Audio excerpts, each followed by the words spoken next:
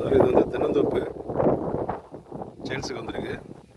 இது ஆக்சுவலாக ஒத்தநாடு பக்கத்தில் இருக்குது. மொத்தம் ஒரு 7 ஏக்கர் இப்போ தென்னம்பிள்ளை காய்ப்பில் இருக்குது. இப்போ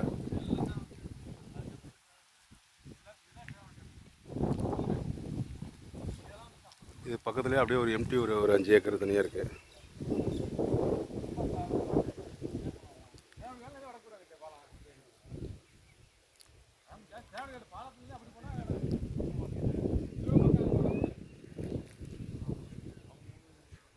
ஒரு யாராவது வேணும்னா தொடர்பு கொடுங்க.